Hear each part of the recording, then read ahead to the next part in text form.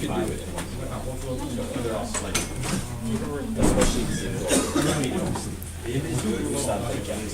Those would be heavy games. That'd be almost I stopped doing games.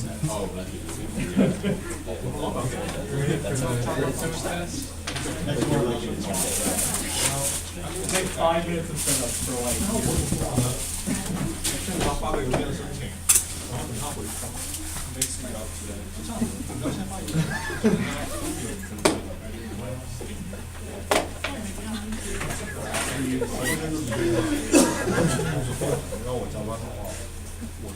So the only thing about tables is, for the last take on test, one of the problems was like, just do this, and it's like, shaking your hamstring out is kind of hard. It's one of those things where, well, I hope I can screw this up, and if I did screw this up, I'm not sure how exactly it's going to go. I'm going to get perfect, but it's like that, this one.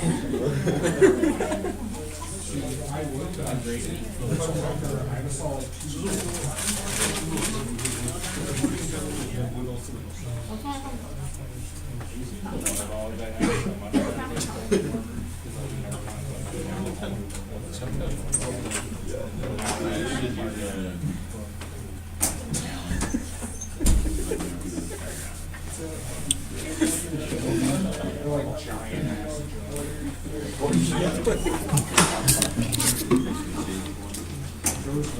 There's one that there's no one that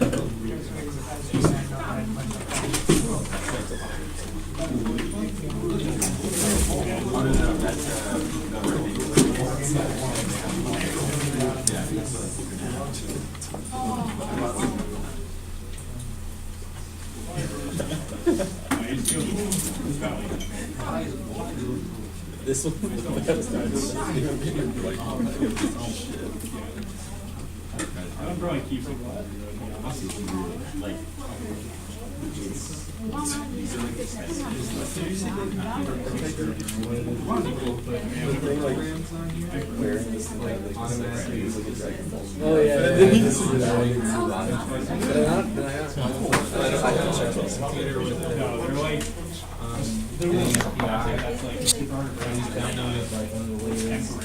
Oh so like more dense of metal top of the rating nasty most of the time, but like my friends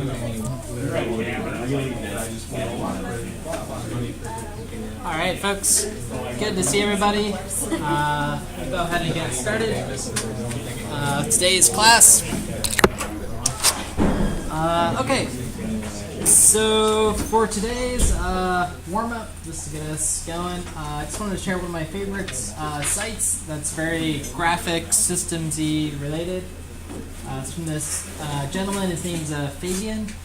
He's written a couple books, but he has a lot of good sort of blog posts on just like computer graphics resources, breaking down different video games, these sorts of things.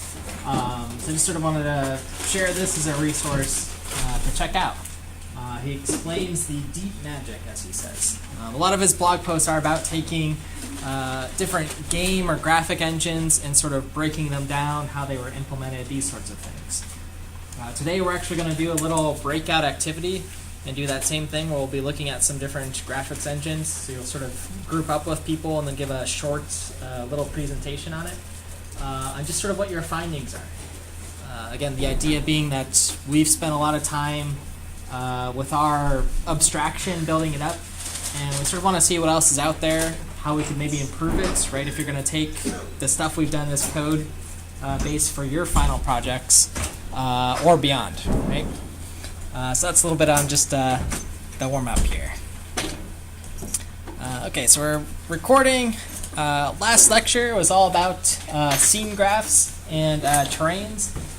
So the scene graph, if you remember, that was just a data structure. It's a tree data structure where we can organize our scenes in a hierarchical manner.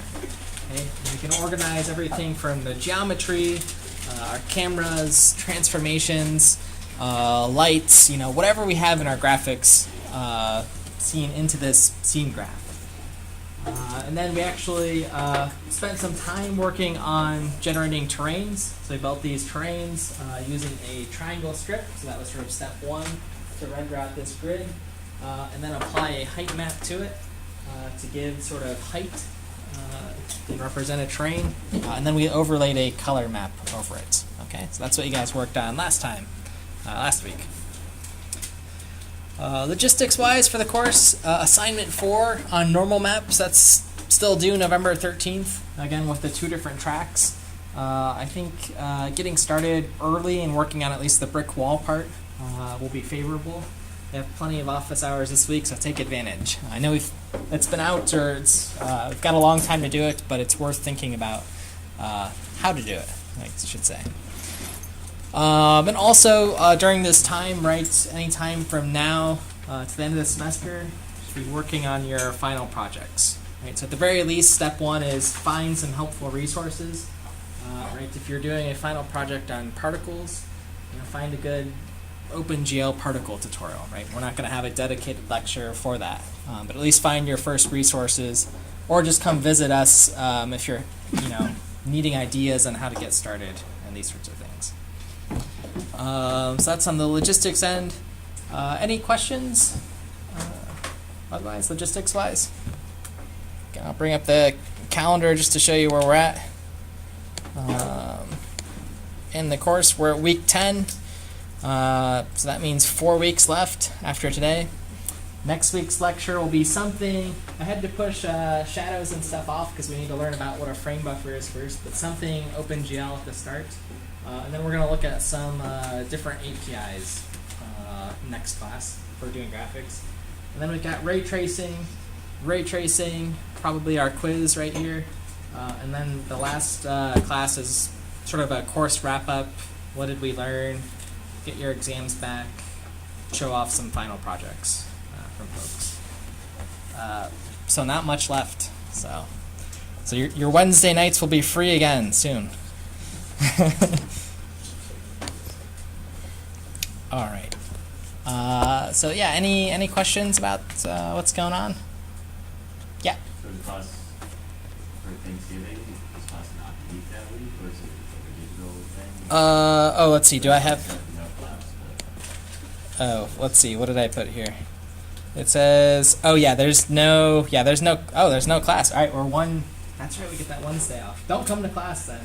So this will be ray tracing just for this day then. So in the quiz? And quiz, yeah. So probably no lab. We'll do a bunch of ray tracing somehow.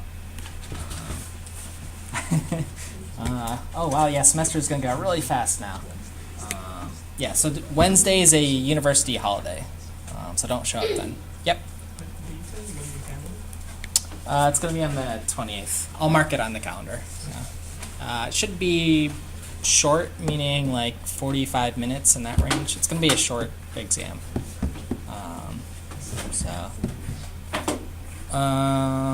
What else? Any other questions about logistics and things going on? Cool. Alrighty. Alright, so there's where we were last lecture.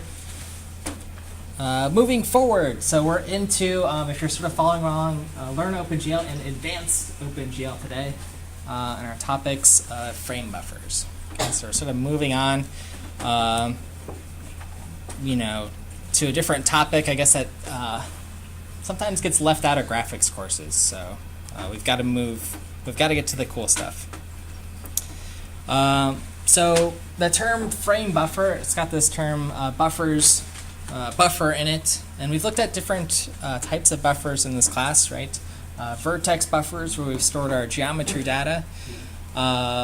We've also looked at different types of screen buffers. We may not have referred to them as that particular name, but things like our color buffer, where we draw the final sort of flat color to.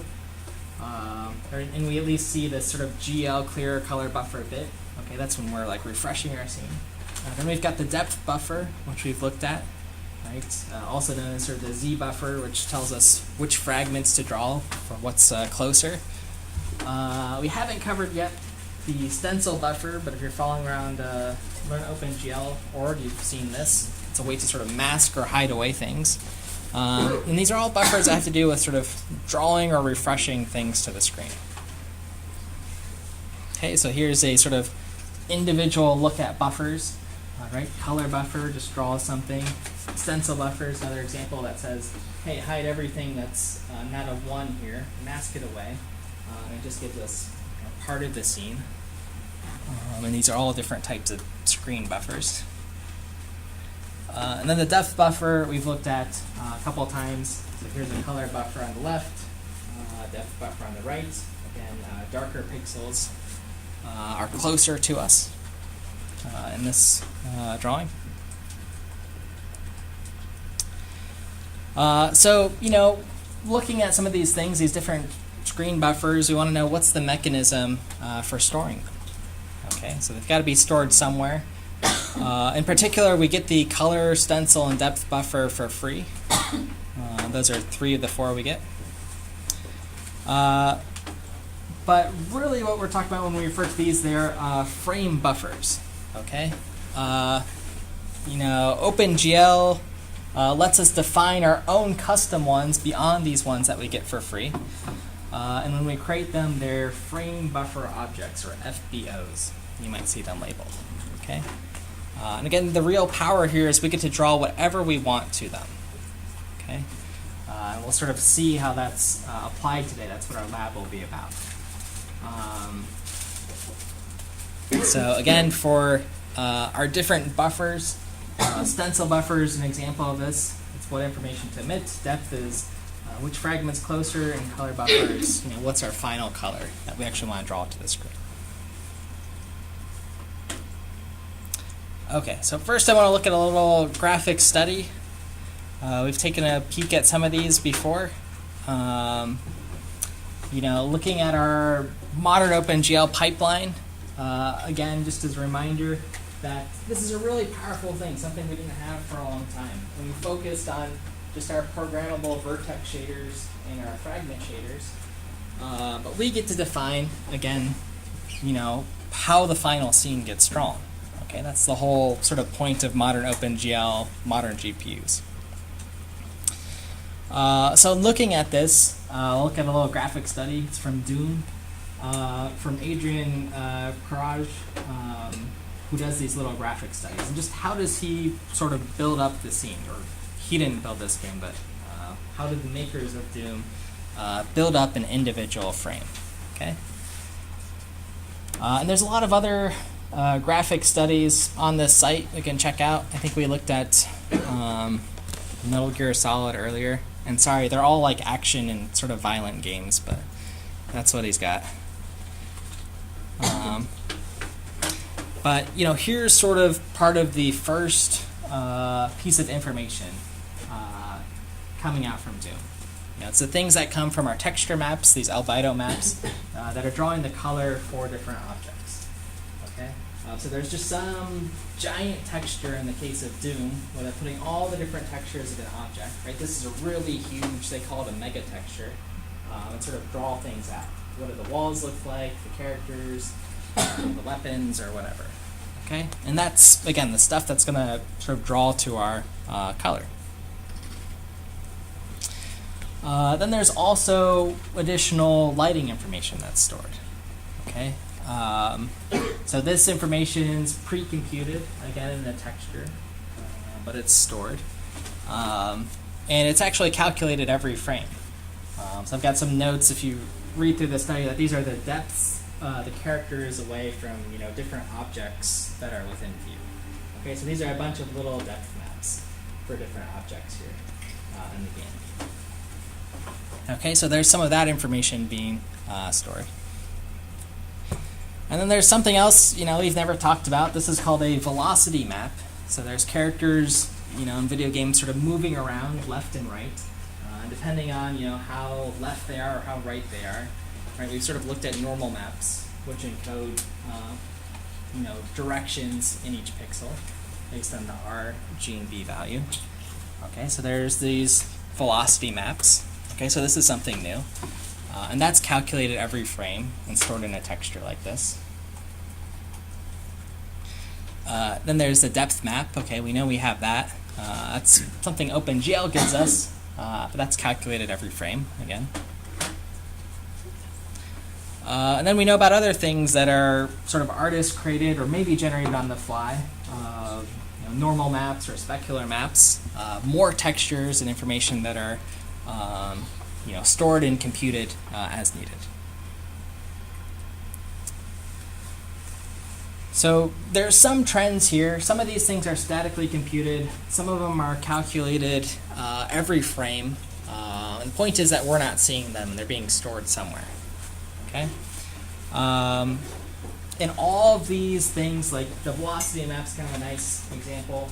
It's sort of computed and it's just stored in this texture somewhere off screen.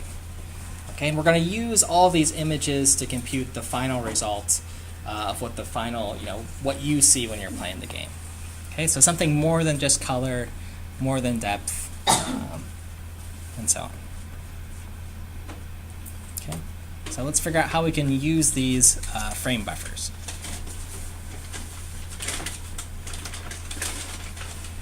Okay, so our goal is to figure out how to render information off screen and store it somewhere. Where we're storing it, well, it's the data that shows up on our screen, so it's just all of our geometry, all that stuff, and storing it in a texture. And then if I have everything stored in a texture, that means I can post-process it later, okay, and create the final image. Okay, so I say we're entering some territory where tutorials start breaking down. I read a lot of tutorials on frame buffers, and people just sort of get to this topic and then ignore it, so I don't know. So here we are, creating a frame buffer. Okay, that's our first step. And this is something that's going to look quite familiar. Okay, so if you look in the docs, you generate a frame buffer, bind it to use it, and then you have to delete it. Okay, pretty similar to what we've done with our vertex buffer objects, right? Generate it, bind it, delete it. With our textures, GL gen textures, bind to it, maybe set some parameters, delete it, etc. Okay, so nothing new here. Now the trick with the frame buffer, though, is we have to squeeze in just a few other steps with it. So once we're bound to this buffer, which holds some data, we need to create a texture somewhere in memory where we're going to draw to. So we're not drawing to our screen, we're drawing to this texture that's storing information. Okay. And then the next step we want to do with our frame buffer is we're going to draw a single quad across our screen. Okay, so we're just going to draw one. So all the terrain, all these polygons that we see in our model, those are all going to go away. We're just going to have one quad that we draw over our screen and lay a texture on. Okay, and that'll be our sort of new pipeline. And then finally delete it. Okay, so introducing our frame buffer abstraction. We have a new class that's called the frame buffer class. So I want to walk through this and show you what's been added. So the first thing to highlight in our frame buffer, we can sort of ignore the methods, that it contains its own shader. Okay, because we want to collect some information, and then since we're just drawing a texture, we can manipulate it as we need. Okay, and what's nice is if you look at our current abstraction, is it's as simple as just including shader here, and it works.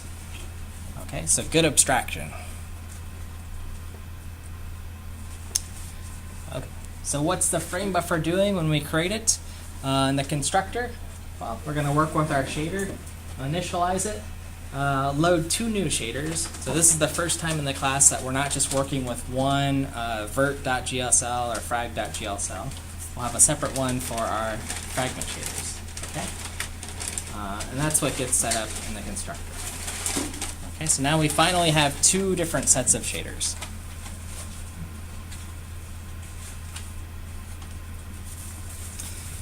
All right, so we've initialized our shader. now we actually need to create our frame buffer object. Okay, that's usually step one. We haven't done that yet. So we have a function create to set this up. And here's what it looks like. So create, it takes in a width and a height. It takes in width and height because we're creating some piece of texture information that can cover our screen. Okay, so if our screen's 1024 by 768, we need to allocate memory for a texture that's 1024 by 768, so we can sort of stretch it across the screen. Okay, so that's, we take in the height, generate our frame buffer, and then create a texture. Okay, so we've got, so we're going to overlay our texture on this quad across our screen. All right, make sense so far? All right, cool. And in order to do this, there's a new OpenGL called GL Frame Buffer Texture 2D, and that's what actually attaches this buffer to this texture. Okay, so it's saying when we're drawing stuff, doing actual GL things, that is like GL draw elements, my geometry or whatever, attach it to this frame buffer, attach all that color information, depth, etc. So now we're drawing to our guy.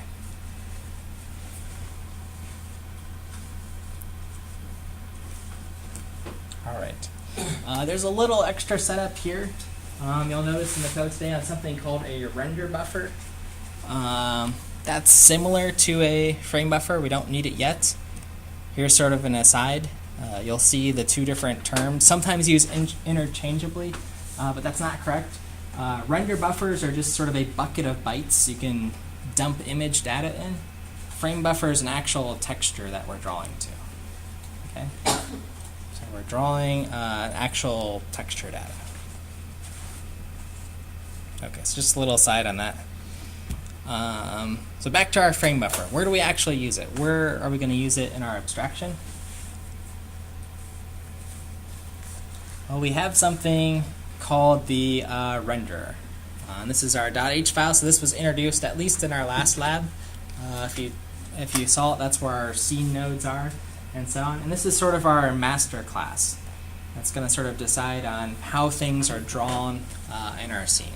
So it takes in all of our geometry, takes in all of our shaders, etc.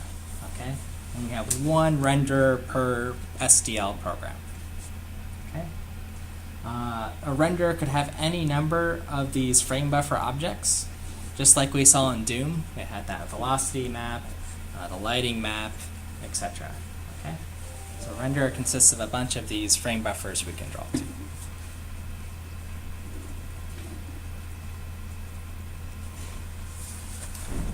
So we've got our frame buffer that's in our render, and we need to update it once per frame. Okay, so we've got an update function, and that's called once in our renderer's render function, where we update it and then we bind or select our frame buffer. Because this is what we want to draw to again.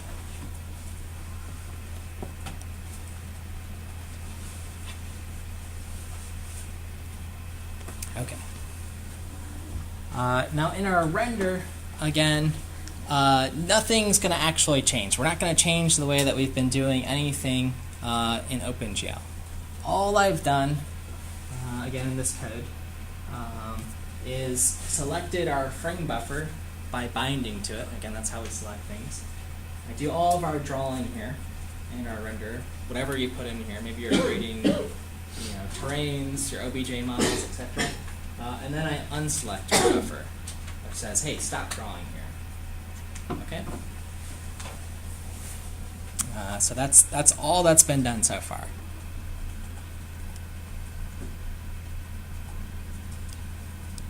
Okay. And then the magic step is, again, we've been drawing all of our geometry, everything to this texture, not to our screen, like we've normally been doing. Right? Normal OpenGL, we've been just rendering our data, it renders straight into our screen, we refresh the screen, and then it repeats. But now everything's in our texture, everything that we've drawn. So if we actually want to view what's in our render buffer, we've got to do a few things. Okay, so here's where we left off. We unbound our buffer, so we deselected it. And then we disable depth. We don't need any depth information because we're just going to draw a quad over our screen, just two triangles. Okay, so we draw this triangle, or these two triangles over our screen to make a quad. Clear our colors away. Select our frame buffer shader, the thing that says how to draw our data to the screen. And then draw the actual quadrilateral that has a texture on it. Okay. And then unselect it.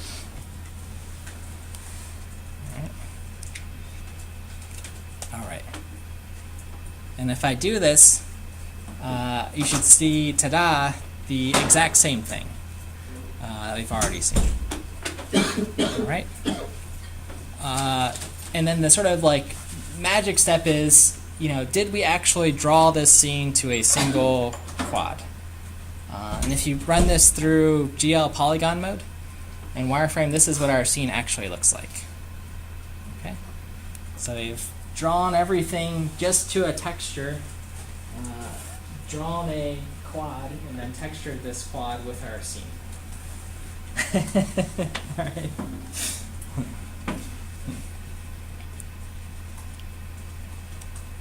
That's the gold nugget today. We're just drawing quads now forever, and gonna paint textures on top of them. Question? Yeah. So this is more efficient than all before? That's a really good question. I think that's like one of my other questions. So for this, it's probably not any more efficient, right? We probably just introduced a bunch of overhead, right? But if we want to do what Doom does, right? If we need a velocity map in sort of these different layers, right? We want more information than depth. We want some lighting layers. If we want to compute shadows, reflections, these kind of things that'll take more data, this is how we do it. Right? We're going to sort of build up our own custom pipeline of, hey, compute this part of the scene. I want this color data. I want this sort of depth data. All these different pieces of information. Okay? And then just sort of aggregate them all in different textures and blend them together. Okay? That's sort of the goal. Yeah. Why couldn't we do that by just having like a huge stride for like our regular buffer that we use? Just encoding everything we want. Let's see. So like a giant. Like maybe you had RGB and XYZ and like UV and some depth. And it's just stride is like 12 or whatever. Oh, I see. Velocity and all that. Yeah. So then we would need a stride of like. Every like pixel, right? Mm-hmm. Yeah. At a pixel level. I guess that's essentially what a texture is doing, right? It's encapsulating that pixel information. Let me think about this. We still want to go through our sort of pipeline, right? Do all the vertex stuff, figure out like what's our view frustum, what stuff gets clipped. If there's 2 points here, what gets filled in, and then just sort of we're essentially just grabbing the scene we already drew and putting it in a texture. And then we can sort of like post-process it if we want. Could we put that in some other buffer? Vertex buffers are meant for like vertex data and handled at the vertex stage. This is more at the like fragment shader last step stage. So by convention, right? This is similar to what we did in our very first, or maybe our second lab where we were drawing triangles, right? We just allocated some chunk of memory where we could draw pixels to. That's pretty similar to this frame buffer idea, except it's a GL texture. OpenGL likes textures, handles them in hardware. Maybe fast, yeah. Does that sort of answer your question? There could be like other buffers you could try to stuff data in, but we really want to do this at the sort of fragment level after we've figured out what the geometry is, all that stuff.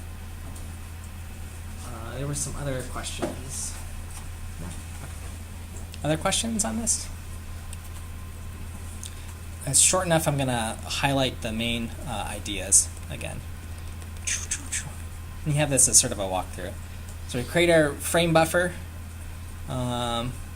We know our frame buffer is really just drawing to a texture, and it's got its own shader.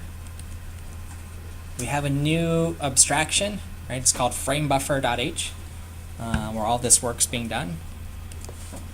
Okay. Framebuffer .h sort of redirects where we're drawing with this gl framebuffer texture 2D command.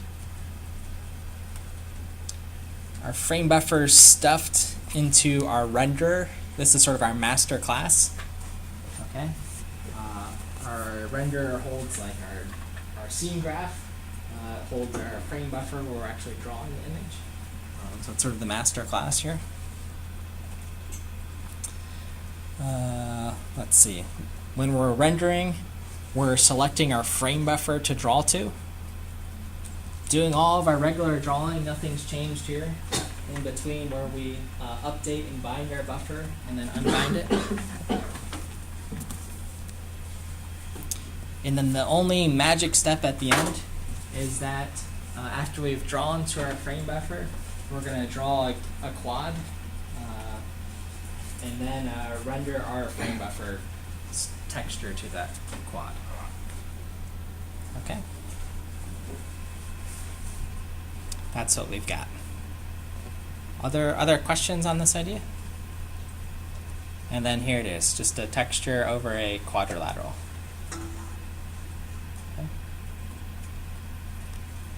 Okay. So let me show some examples of frame buffers sort of in practice. And I think these have volume here. So here would be one use. So I mean, there's a question of like, yeah, why go through this? Well, maybe we want like different pieces of the data that are interesting to us. Well, let me show this video here. I think this gentleman will talk about it. So if you've ever wondered how to pick things in OpenGL, this would be, a frame buffer would be a good candidate to use. Render a high resolution version that's textured and sorry, let me show you. Lights.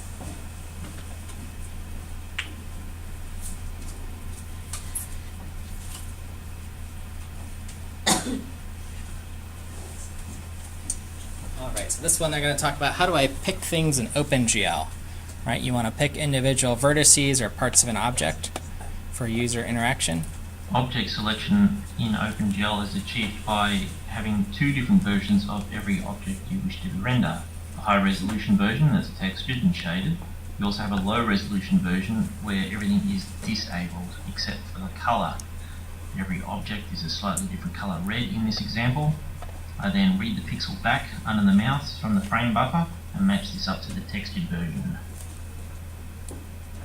Okay, so OpenGL, if you want to pick things, right, there's the notion of how you select things. I'm going to stop here. Right, you have this high resolution model or whatever. Let's pretend this is 10 million polygons. It's a lot. And it's textured, it's got a normal map. It's doing all these fancy lighting calculations here, okay? If I want to pick something, I can either render that 10 million, really expensive model twice, or I can render it once and then a lower resolution of it.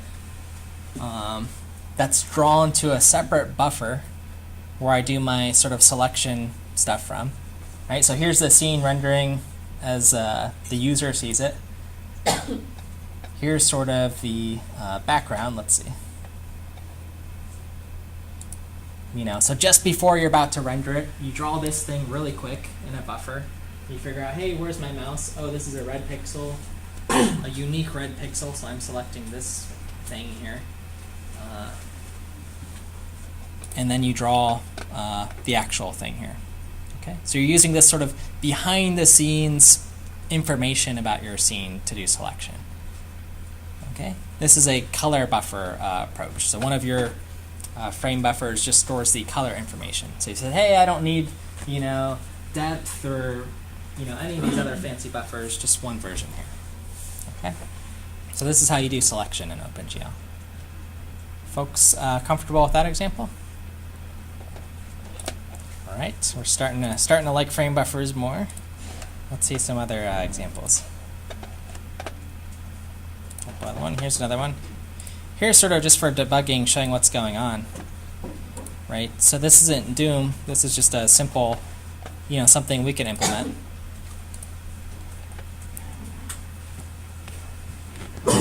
Sort of showing off. Okay, they're going to use different frame buffers. I think they're going to have 4 and 4 different shaders to draw the different parts that compose the final scene. 3 or 4 layers here. Okay, so the top left is the first pass of the rendering. This is what it looks like in regular OpenGL. The right looks like just the depth values, so they're drawing. The left looks like some, well, let's see. Oh, just the edges of the scene. So they're doing some processing here, post-processing. And on the right, they've done real-time shadows. Okay. Again, they've just sort of overlaid 4 quads here, and are drawing 4 different versions of the same scene with a different sort of pipeline of how do I get that final image. Okay, makes sense?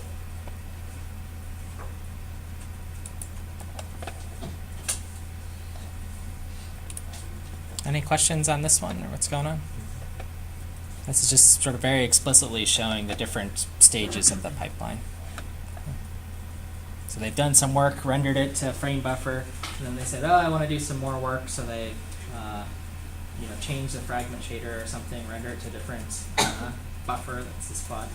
Then maybe this one's the original scene, but they do another pass through it, render it to a different texture, and show it off here.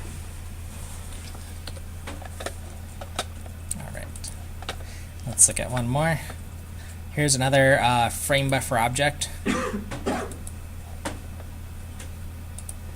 This time, the user, or whoever this is, they've sort of drawn this mirror here, right? So this is our regular scene we've drawn. Pretend the homework assignment was draw 1, 2, 3, 4, 5, 6 boxes or whatever. Okay, draw those 6 boxes. Capture this scene in our frame buffer, and then draw this quad. And then, well, we've got a quad, so we want to lay a texture over it. So the texture we're sampling from is our frame buffer. So it sort of draws it here. It's like a camera. Yeah. Is this also being like reflections? Yep. Yeah. Right. So for like a true reflection, we would render our scene twice. Sort of move our camera to like the center here or something, and then draw looking at the player. So this is one way I'm thinking about doing mirrors or shadows. I'm going to pick one, and we'll do it next week. We could take a vote or something. But yeah. Is this also like how you did split screen, or let's see. Oh yeah, if I want to do split screen, right? I could have one frame buffer that's sort of drawn half the screen and render some portion. Yeah, absolutely. Yeah, split screen's another good example.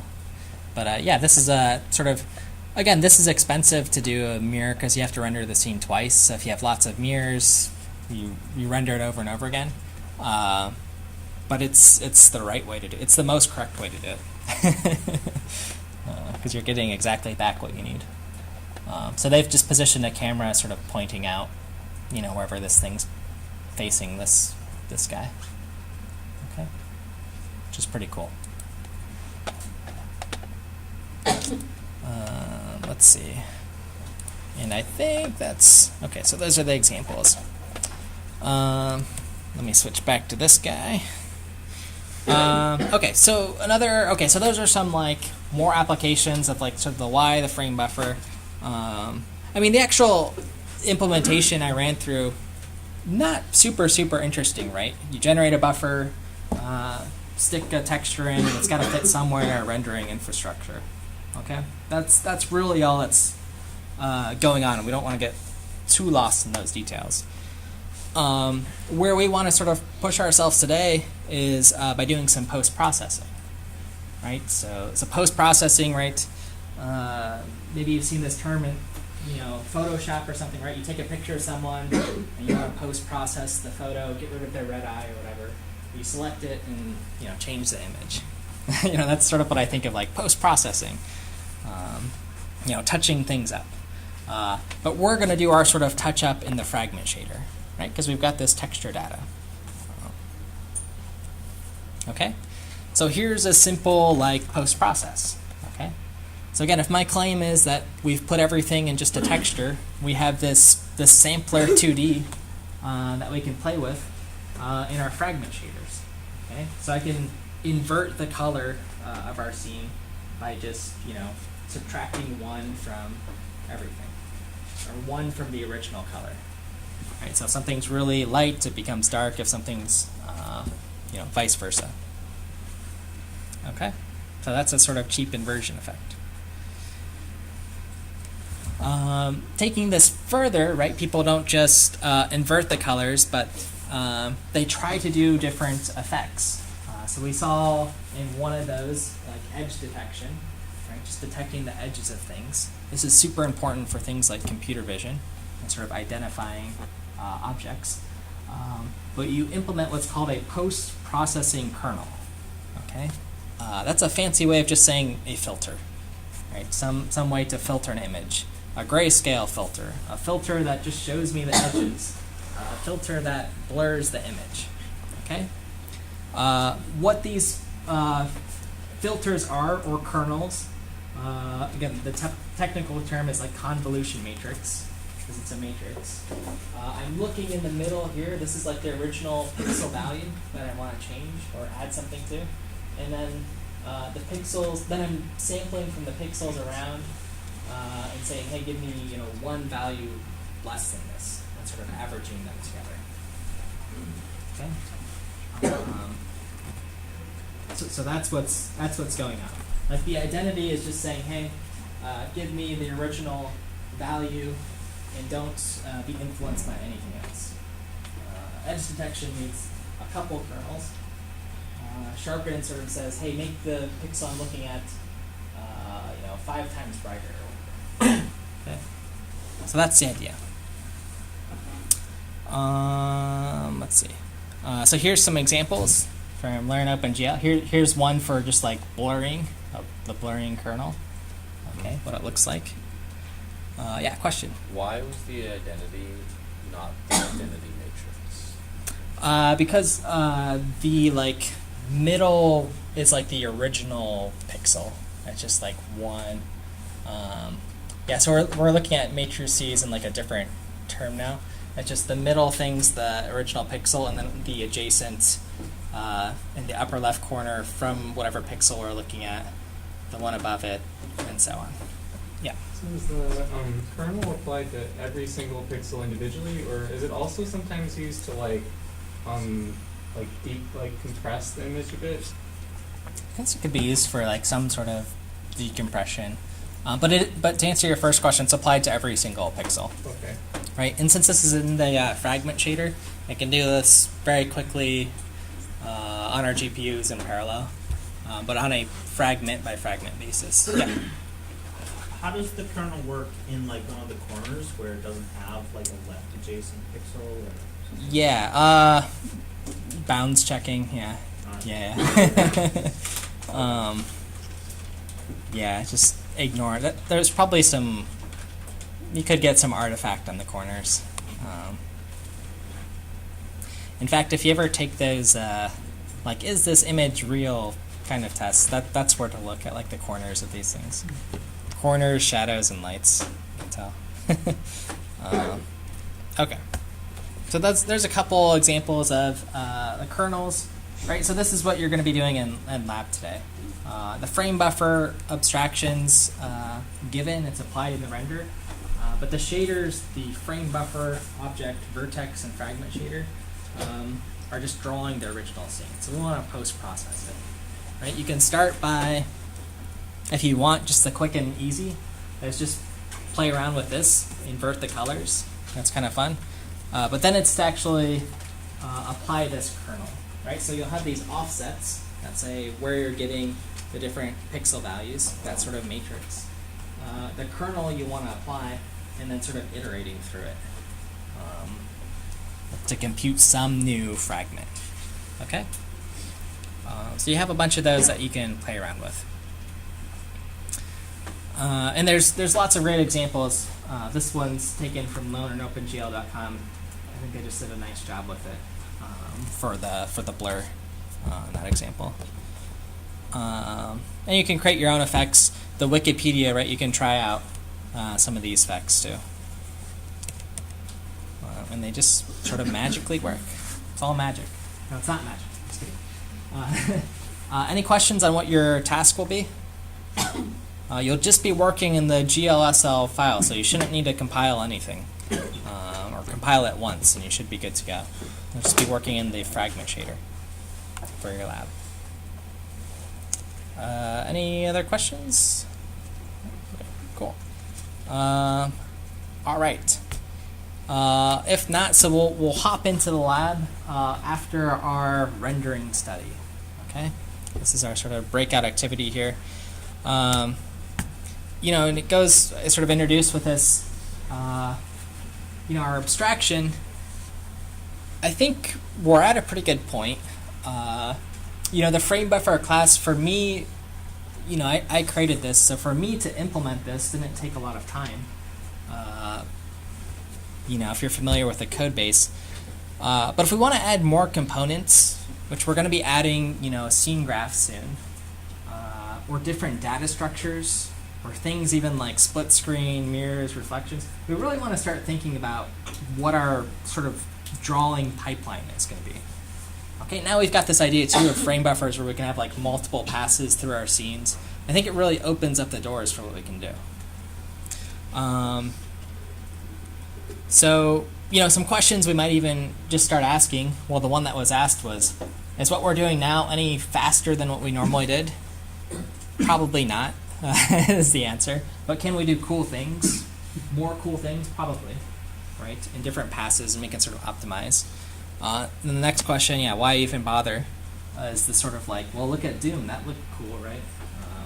So we want to figure out how can we sort of aggregate data and use that to draw, the best scene possible. Okay. So for this activity, I'm going to divide folks into groups, pretty much based on where you're sitting. And I've provided a few articles, PowerPoints, some things to get us started on different engines. So I'll show, there's 6 different sort of graphics engines here. Sort of the link to their website, and then like 2 resources I thought were interesting, 1 or 2, for each of them. Okay. So you'll take a peek. You'll roughly have like 30 minutes to like research into graphics. I'm not expecting you'll understand everything that you see. I am expecting you to say, hey, what is this lighting thing? Hey, what's a deferred rendering? What's that mean? And do a little bit of investigation there. Okay? And that's what I sort of want you to investigate, explore, figure out why that might be important, or what a trade-off is. And then with your groups, you're going to create a 5-slide PowerPoint. Just create it in Google Docs. We can share it, nice and easy. And here's what your PowerPoint will look like. There's even a template for you. I'll say, what did you look at? Okay, so what engine? If you want to give any background. What were the 1 or 2 key ideas you found in your investigation? Did they use some different rendering model? Were they trying to be optimal? What was the big idea, I guess? Your conclusion? This graphics engine was, really optimized for this task. They really cared about throughput, whatever it was. And then, did you buy it? This seems promising, based on what you know because of X, Y, and Z. Okay? So you'll have those, again, I'm not grading it if it's 4 slides or 6 slides, I don't care. The point is to sort of share and see this for each of these different engines, right? So I'm going to click on one. here's it's called the Horde 3D engine, and it talks about its flexible rendering pipeline. So how do they structure things? Here's their simple pipeline. They've got some like XML file where they sort of define what goes in. Again, I don't expect you to know all of this, but I want you to be exposed to it. And this might be super helpful for some folks' final projects too. All right, so that's the task. There's a few extra resources for later after class if you really get into this. Any questions on this? We'll have about 30 minutes to research, 30 minutes to present, then we'll take a break. So I'm going to divide us into 5 groups. And let's see. Oh, sorry. Groups of about, I'll do groups of 5 or 6, and we'll have 6 engines. Maybe we'll have 2 of one. Let's see. So let's see. You guys will be. I'm just gonna point. Sorry. 1, 1, 1, 1, 1, 1. You guys are all looking at the Horde 3D engine. Let's see. You guys here, 1, 2, 3, 4, 5, 6 are looking at Unity. And you can sort of move around. Let's see. 1, 2, 3, 4, 5, 6, 7. You guys will look at let's see. 1, 2, 3, 4, 5, 6, 7. You guys will look at Chris's. Let's see. 1, 2, 3, 4, 5, 6. You guys will look at NVIDIA's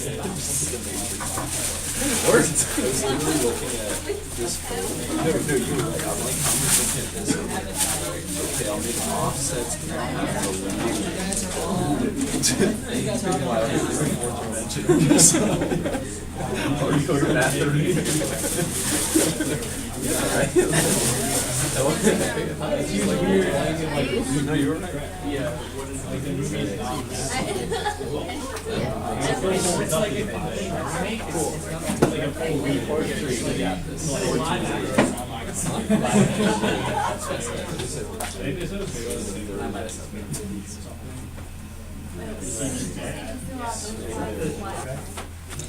Alright, you guys can turn desks or move around or whatever is easy. If you need time to read, that's fine too.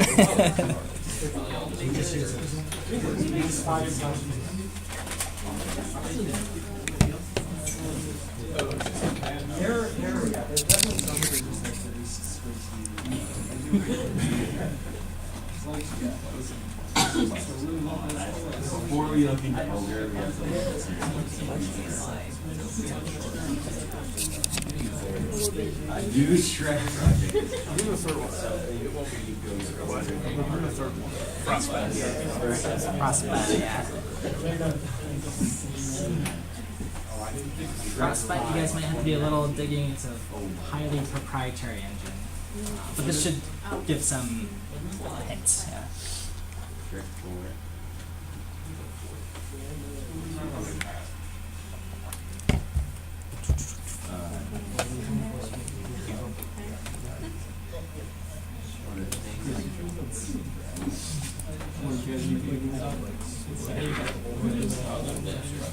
Alright, so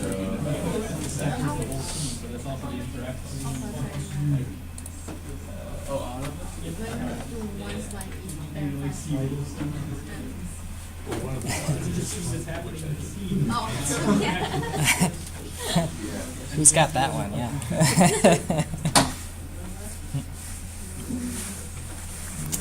Let's see.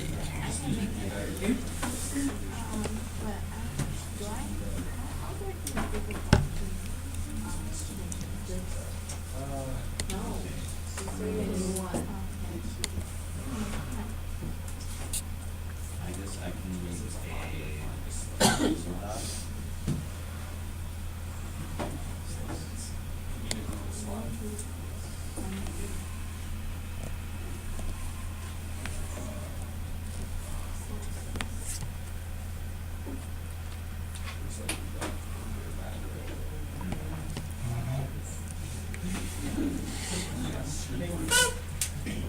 Hey, when I did it out, or when was he?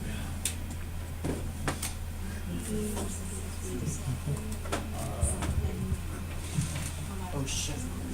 I have to delete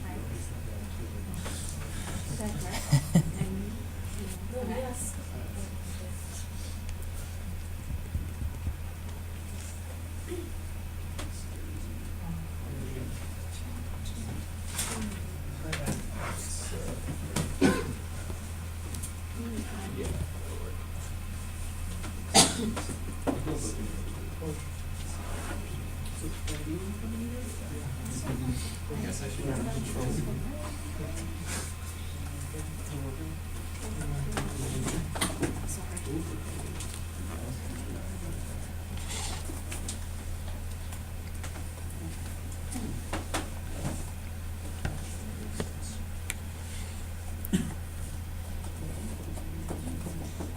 You guys want me to compare the slides or should I just?